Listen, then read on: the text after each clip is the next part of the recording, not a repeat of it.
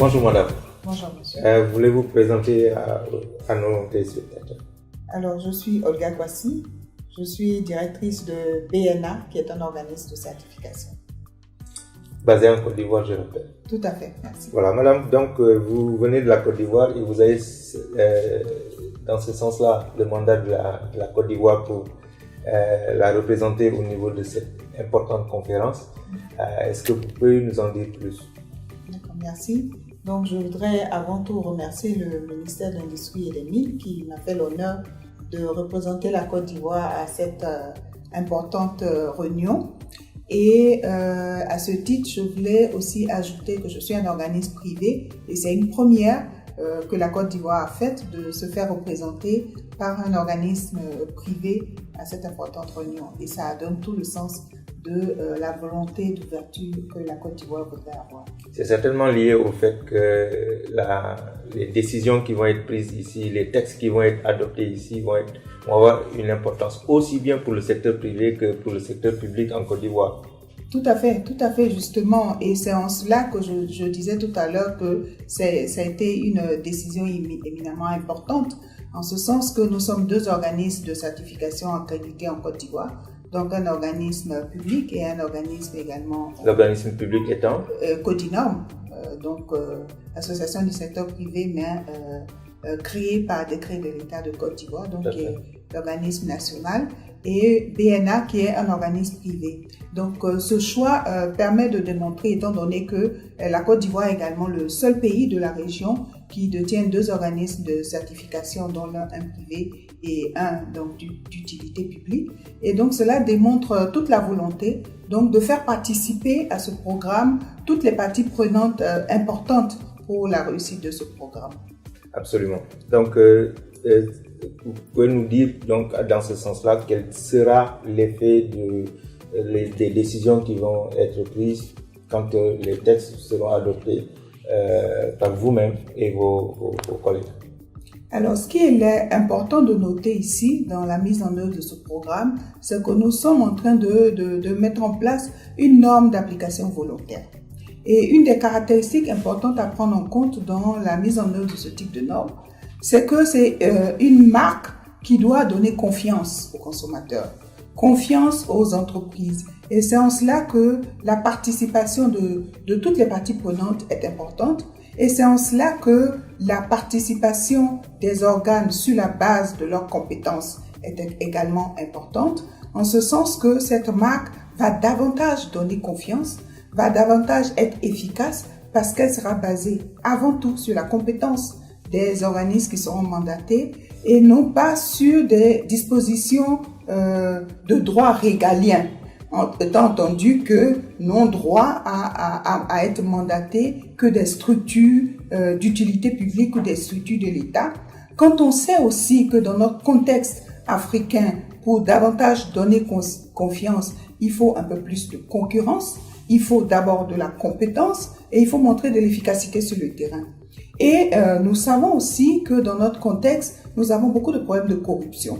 Et c'est en cela que faire participer toutes les organisations compétentes qui l'ont démontré leurs compétences à travers des accréditations internationales est important pour donner confiance non seulement à nos consommateurs, donner confiance à nos entreprises locales, mais également donner confiance aux entreprises ou aux organisations internationales. Et ça c'est très important si on veut assurer l'efficacité et la mise en place efficace de ce dispositif. Vous portez bien le titre d'ambassadeur déjà de cette marque de certification, notamment en Côte d'Ivoire.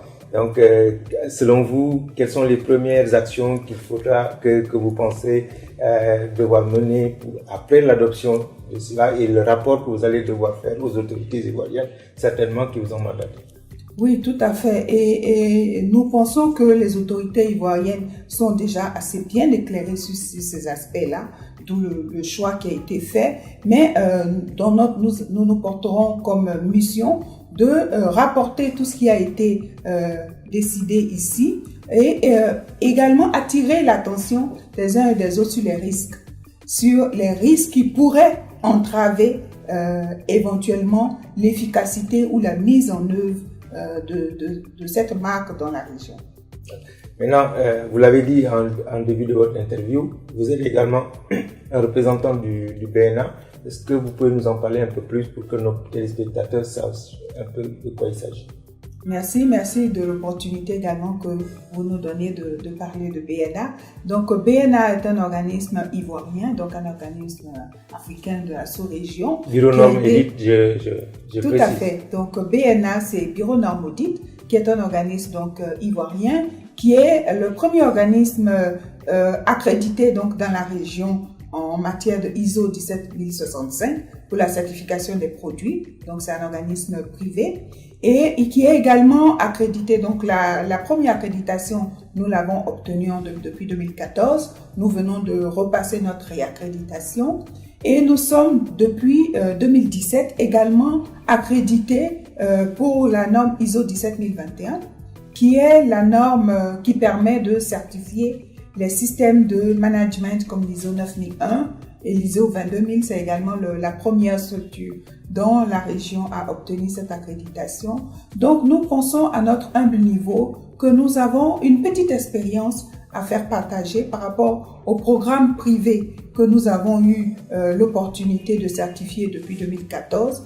Et vous avez pu le constater dans les débats au cours de cette réunion que cette expérience a été mise à profit auprès de tous les participants. Et nous pensons que c'est cela notre devoir aussi, en tant que leader dans l'accréditation, premier organisme, de pouvoir apporter cette petite expérience à faire avancer notre région, à faire en sorte que notre région également puisse s'appuyer sur des compétences locales avérées, ne serait-ce qu'avec une petite expérience, mais une expérience avérée.